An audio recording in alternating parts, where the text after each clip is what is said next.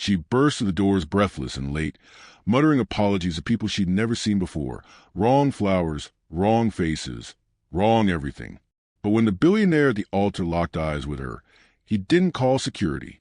He walked toward her through 300 gasping guests and said the words that would shatter both their carefully constructed lives. "You're at the wrong wedding, but you're marrying me instead." His bride fled. The cameras flashed. And Isla Chun, who'd spent her entire life trying to be invisible, suddenly couldn't escape. What she didn't know, what neither of them knew, was that walking through those wrong doors would unravel a secret that connected them long before that moment. A secret that would make her question everything. And his proposal? It wasn't just impulse. He'd been waiting for her. He just didn't know why. Isla Chen's car died on the Cross Bronx Expressway at exactly the worst possible moment. "No, no, no, please," she begged, turning the key again. Nothing. Just the wheeze of an engine that had given up on life approximately 3 years past its expiration date. Behind her, horns blared. A taxi swerved around her, the driver's obscene gesture visible even through tinted windows. Isla gripped the steering wheel, her borrowed dress already sticking to her back with nervous sweat, and felt a familiar panic rising. Maya's wedding started in 45 minutes. Maya, her best friend since college, the one person who'd stuck around through Isla's endless disasters, was getting married, and Isla was going to miss it because her stupid car had finally, definitively died. She grabbed her phone, the pottery vase she spent 3 months making, 3 months of grocery budgets, 3 months of hope that maybe this gift would prove she belonged in Maya's shiny new life, and started the long walk to the nearest subway station in shoes that were half a size too small. By the time she burst into the Grand Mayfair Hotel, she was 40 minutes late, sweating, and her feet were bleeding into Maya's borrowed heels. The concierge looked at her with barely concealed disdain. "Wedding, Chin Rodriguez, which ballroom?" she gasped. He frowned at his tablet. "I don't see that listed." "Grand Ballroom East," she said, the words Maya had texted her a week ago surfacing through her panic. "Please, I'm so late." She was already running before he could respond. Up the stairs because the elevator would take too long. Down the corridor, following the sound of string music. The doors to the Grand Ballroom East were closed. She pressed her ear against them. Yes, ceremony in progress. Isla took a breath, smoothed her torn dress, and slipped inside. Wrong flowers. The thought hit her immediately. These weren't Maya's wildflowers. These were orchids. White, expensive, wrong. Wrong everything. She'd crashed someone else's wedding. The music faltered. 300 faces turned toward her. And at the altar, a man in a perfect tuxedo, dark hair, sharp jaw, eyes like storm clouds, stared at her with an expression she couldn't read. Time slowed. He started walking. Toward her. Down the aisle, past his bride, statuesque, furious, definitely not Maya, past gasping guests, until he stopped 2 feet away. "You're at the wrong wedding," he said, and something in his voice made her shiver. "I know," Isla whispered. "I'm so sorry. But you're marrying me instead." The ballroom exploded into chaos. 15 minutes earlier, Dominic Hayes had been standing at that same altar feeling absolutely nothing. Vanessa Coleridge stood beside him in her $47,000 dress. Perfect and poised, exactly the kind of woman who made sense for a man in his position. Their marriage would open doors in Singapore markets. Her family's connections. His capital, a strategic partnership that looked good in photographs. His best friend Julian stood behind him as best man, radiating concern that Dominic was trying very hard to ignore. "You can still walk away," Julian had whispered during the processional. "Why would I?" "Because you look like you're at a funeral, not a wedding." Dominic had smiled his board meeting smile. "I'm fine." But he wasn't fine. He was empty. Had been empty for years, maybe decades, since his mother left when he was 8 and taught him that loving people was just another way to get hurt. So he built walls instead. An empire, Hayes Venture Capital, worth $3 billion. 17 buildings. A portfolio that made investors weep with joy. And not one single thing that actually mattered. The officiant was speaking. Something about love and commitment and forever. And Dominic felt like he was underwater. drowning in a life that looked perfect from the outside but felt like a very expensive cage. Then the doors burst open, and everything changed. A woman stumbled in, flustered, apologetic, clutching a pottery vase like a shield. Her dress was torn. Her hair was falling out of its pins. She looked lost and terrified, and so completely real that Dominic felt something crack in his chest. Their eyes met, and for the first time in 26 years, Dominic Hayes felt something other than empty. "What did you just say?" Vanessa's voice cut through the stunned silence. But Dominic couldn't look away from the woman in the doorway. There was something about her, the panic in her eyes, the way she was already backing away, already making herself smaller, that made him want to do something completely insane. "I said she's marry me instead." The words felt true in a way nothing else in his life had felt true in years. Vanessa made a sound between a laugh and a scream. "You've lost your mind." "Probably." Dominic started walking toward the woman, ignoring the 300 guests, ignoring everything except the terrified hope in her eyes. "What's your name?" "Isla," she whispered. "Isla Chun. But you need to stop. This is your wedding." "Was my wedding?" He was close enough now to see that her eyes were the color of strong coffee, that she had paint under her fingernails, that she smelled like clay and jasmine. "Give me one good reason why I shouldn't walk away right now." "Because it's insane." Her voice rose. "Because you don't know me. Because people don't just. I've spent my entire life doing what makes sense." Dominic interrupted. "Strategic decisions, calculated risks. And it's got me nothing. Nothing that matters. So yes, maybe this is insane. But you know what? Insane is the first real thing I've felt in 10 years. Behind him, Vanessa was being escorted out by her bridesmaids, her father threatening lawsuits, the guests pulling out phones to capture the scandal. "I need to leave," Isla said, but she wasn't moving. "Then why aren't you?" Dominic asked softly. She stared at him, and he watched her cycle through emotions, panic, confusion, and then something that looked like recognition, like she was seeing something in him that she recognized in herself. "Because I'm terrified," she admitted. "That you mean it." "I do." "You can't." But her voice was shaking now. "You can't mean it. You're a billionaire, and I'm nobody. I can't even afford to fix my car. This dress is borrowed. That vase cost me 3 months of groceries because I'm so pathetic I make gifts I can't afford to prove I'm worth keeping around." "That's the most honest thing anyone said to me in 5 years," Dominic said. "Everyone in this room wants something from me. Money, connections, opportunities. But you just told me the truth. Do you have any idea how rare that is?" Isla's hands were shaking around the vase. "This isn't real. Tomorrow you'll wake up and realize." "Come with me." Dominic made a decision. "Just to your friend's wedding. Let me drive you.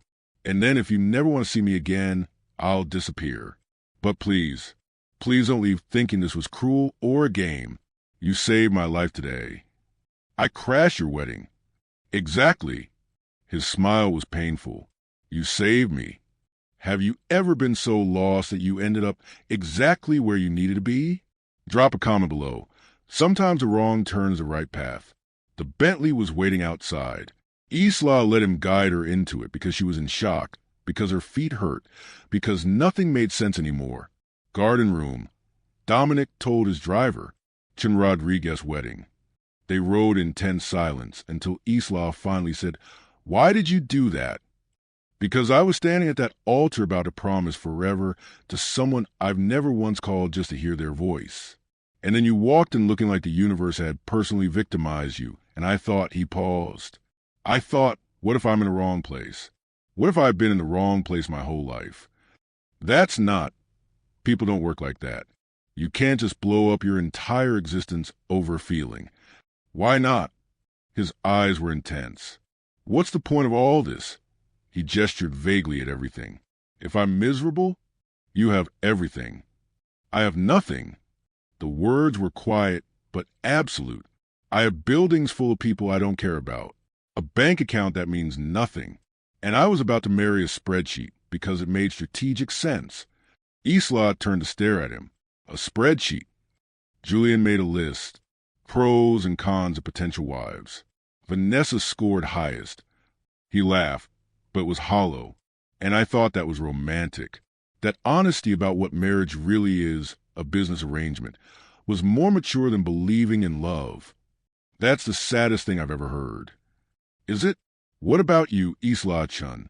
You said you make yourself small, so people keep you around, that you try to buy love with things you create. How is that any different from my spreadsheet? The words hit too close. Isla looked out the window, watching Brooklyn slide past. You don't get to psychoanalyze me just because you had a breakdown at your own wedding. Fair. He was quiet for a moment. But I'm not wrong, am I? No, she admitted softly. You're not wrong. The car pulled up to the garden room. Through the windows, Isla could see Maya's reception in full swing.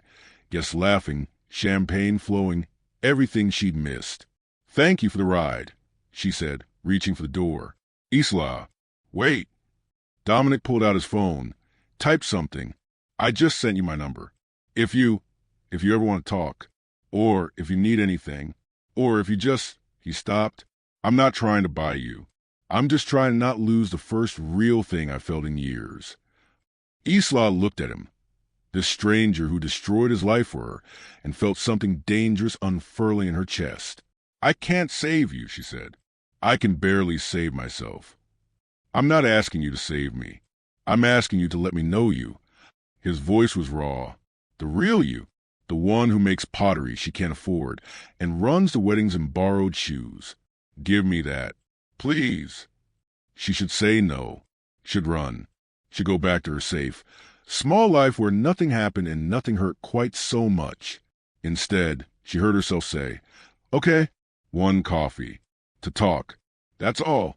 His smile was like sunrise. They met 3 days later at a small cafe in Brooklyn. Dominic insisted on her territory, not his. He arrived in jeans and a sweater, looking almost normal, except for the way people kept doing double takes. You're viral, Isla said as he sat down. We both are. Billionaire abandons bride for mystery woman. It's everywhere. I know. I'm sorry. My landlord is threatening to evict me. Reporters keep showing up. Dominic's expression darkened. I'll handle it. No. Isla held up a hand. You don't get to throw money at my problems. That's not how this works. Then how does it work? I don't know, she admitted. I've never done this before. Whatever this is. They talked for 3 hours. About childhoods and dreams and fears. Dominic told her about his mother leaving, about spending 26 years building an empire to prove he was worth staying for. Isla told him about her father's gambling, about being evicted 6 times before she turned 12, about learning to make herself invisible so the leaving wouldn't hurt as much. We're both running for the same thing, Dominic said quietly, just in opposite directions. You make yourself small. I make myself big. But we're both terrified that if anyone sees who we really are, they'll leave. Stop being so insightful, Isla muttered.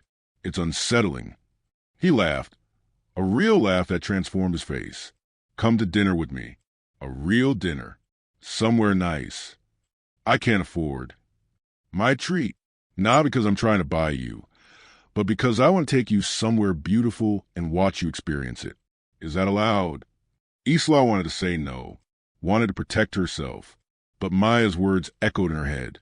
Stop preparing for it to end. Start building toward a beginning. Okay, she said. 1 dinner. 1 dinner became 3. Then 5. Then he was sleeping on her futon because they'd talked until 3 a.m. and it seemed stupid for him to drive home. Then she was spending weekends at his penthouse, painting in his massive empty rooms while he worked beside her. It happened slowly, then all at once. The following 2 weeks in, Isla made a decision. She went to the Bronx, to a small art gallery with Hayes' studio painted on the window. Elizabeth Hayes looked exactly like her son. Same gray eyes, same sharp features softened by smile lines. When she saw Isla, recognition flickered. You're the girl from the wedding. I'm Isla, and I need to tell you something. She took a breath. Dominic thinks you abandoned him. Elizabeth's face crumpled. I know, but you didn't. I found the court records, the restraining order. His father was a monster. Elizabeth's voice was flat, and I was a coward who stayed too long. When I finally tried to leave and take Dominic with me, his father had better lawyers, more money, more everything. I lost custody. The restraining order meant I couldn't even see my son without supervision that his father made sure never happened. Dominic doesn't know. I've tried to tell him. Letters, calls, everything. He won't speak to me. Isla pulled out her phone. Let me try. She called Dominic, told him everything, and watched his 26 years of hate cracked open into grief and understanding. That night, mother and son talked for the first time in decades, and Dominic cried in Isla's arms as he mourned the years lost to a lie. Thank you, he whispered, for giving me back my mother, for making me brave enough to hear the truth. That's what people who love each other do, Isla said. They make each other brave. You love me? His voice was small, vulnerable. Yes. The admission was terrifying and freeing all at once. I love you. I love you too. He kissed her softly. I've loved you since you crashed through those doors. The next month was the happiest of Isla's life. Dominic took her to museums and taught her it was okay to want beautiful things. She taught him to work with clay, to create something that existed just for the joy of creating. They met Elizabeth for weekly dinners. They fought about his need to fix everything with money and her tendency to hide when things got hard. But they fought fair and they always came back. Move in with me, Dominic said one morning over coffee. Officially, not as my guest, but as my partner. That's too fast. We nearly got married the day we met, he pointed out. This is actually quite slow. Isla laughed. Fair point. I'm serious. You need studio space. I have 40 empty rooms. You hate your landlord. I have excellent security. And he took her hands. I want to wake up next to you every morning. I want to build something real with you. Not because it makes strategic sense, but because I love you, and I want you in my life completely. Okay, Isla said. Yes, let's do this. They celebrated that night with takeout and terrible wine and laughter that echoed through the penthouse that was slowly becoming a home. I never thought I could have this, Isla admitted. Someone who chooses me, who sees me and doesn't run. I'm never running, Dominic promised. You're stuck with me. And for the first time in her life, being stuck with someone sounded like heaven. Have you ever met someone who made you brave? Who saw the real you and loved you anyway? Share your story. We all need reminders that real love exists. Everything shattered on a Tuesday. Dominic's board called an emergency meeting. 3 months of dating Isla, of being distracted, of making decisions with his heart instead of spreadsheets, had made investors nervous. They want me to choose, he told Isla that morning. The company or you. That's not fair. Life's not fair. His voice was tight. But I need to handle this. Go to the meeting. Show them I'm still in control. Okay. But Isla felt something cold settle in her stomach. Do what you need to do. While he was gone, her phone buzzed. Her father, the man she hadn't spoken to in 3 years. Saw you on TV with that billionaire. Good for you. Listen, I'm in trouble. Need $50,000 or some bad people are going to hurt me. You're all I have left. Please. Dad. Isla stared at the message, her hands shaking. When Dominic came home hours later, he looked exhausted. I kept my position. Barely. But I had to promise to refocus. To stop being so. He saw her face. What's wrong? She showed him the message. His expression went carefully blank. What are you going to do? Block his number. Isla said, like I've done every time before. I can't save him. He has to save himself. But you thought about it. Dominic's voice was cold. You thought about asking me. What? No, I never. Didn't you? He backed away. Your father needs money. I have money. The math is simple. The math is not simple. Isla's voice rose. And the fact that you think I'd use you, that you'd even think that after everything, I just fought for my company. I just spent 3 hours defending my judgment to people who think I've lost my mind. And I come home to this." He gestured at her phone. "To your father asking for money? How does that look, Isla?" "Get out." The scream tore out of her. "If that's what you think of me, if you think I'm with you for money, then get out." "Isla." I said, "Get out." He left, and Isla collapsed on her floor, sobbing, because they both just proved exactly what they feared, that love couldn't survive reality, that walls existed for a reason, that falling was just another way to break. They didn't speak for 3 days. Dominic threw himself into work, trying to prove to his board, to himself, that he was still the controlled, strategic CEO they needed. But all he could think about was the look on Isla's face when he'd accuse her. The pain, the betrayal. Julian finally cornered him. "You're an idiot." "I know. She wasn't going to ask you for money." "I know that too. Now." Dominic stared at his phone. The moment I saw that message, all I could think was, this is it. This is when she realizes what I'm worth and starts seeing me as a resource instead of a person. That's not Isla. I know. I panicked. I put up walls the second I felt vulnerable, just like I always do. He looked at Julian. "How do I fix this?" "You stop calculating and start feeling. You go to her. You apologize. You choose her over your fear." That night, Dominic stood outside Isla's apartment building and called her. No answer. He called again and again. Finally, a text. "I can't do this. I can't be with someone who will always assume the worst of me. I'm sorry. Please stop calling." Dominic stared at the message and made a decision. He went to his board the next morning and resigned. "You're walking away from everything you built?" the chairman asked, incredulous. "No," Dominic said calmly. "I'm walking toward everything that matters. And it's not here." He left the building, got in his car, and drove to Isla's apartment. She didn't answer when he knocked. So he sat down outside her door and started talking. "I know you're in there. I know you probably hate me. And you should. I accused you of the one thing you'd never do. I let my fear turn me into exactly the kind of person I hate. Someone who sees everything as a transaction instead of connection." Silence. "I resigned today from Hayes Venture Capital. The board will vote someone else in. And before you think this is some grand gesture to prove something, it's not. It's me finally admitting that none of it matters without you. The empire, the money, the success, it's all just noise. You're the only real thing I've had in years. And I threw it away because I was scared." The door opened a crack. Isla's face appeared, red, swollen, exhausted. "You resigned," she whispered. "Yes." "That's insane." "Probably. But you know what's more insane?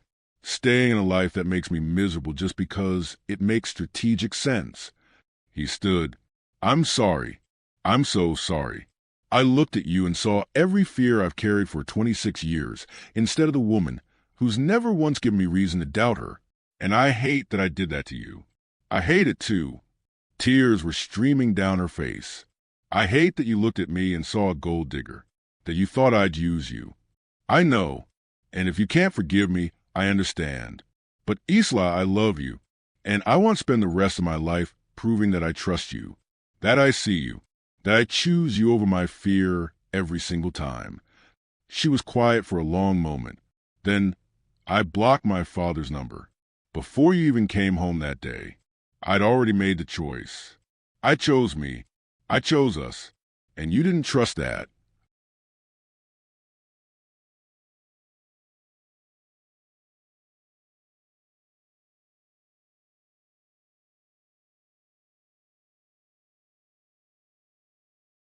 "You're right. And I regret that for the rest of my life." He took a step closer. "But let me make it right. Please, let me prove that I can be better, that we can be better." Isla looked at him, this man who'd walked away from an empire for her, and felt her walls cracking. "One more chance," she said finally. "But Dominic, next time you get scared, you talk to me. You don't accuse. You don't assume. You talk. Deal. Deal." He pulled her into his arms. "I love you. and I'm never letting fear win again. 6 months later, Isla and Dominic stood in the Grand Ballroom East again, their ballroom. But this time, it was filled with artists and donors and people who believed that creativity deserved support. The Chunhae's Foundation was officially launching. 20 artists would receive funding, studio space, healthcare, mentorship. Everything Dominic had and Isla didn't. Everything that made the difference between surviving and thriving. None of this would exist, Dominic said in his speech, without the woman who crashed into my life and refused to let me stay comfortable. My partner, my co-founder, and he pulled a small box from his pocket. If she'll have me, my wife. Isla's breath caught. He dropped to one knee in the exact spot where he'd first walked toward her a year ago. Isla Chun, you saved my life by walking into the wrong wedding. You've made me braver, better, more real than I've ever been.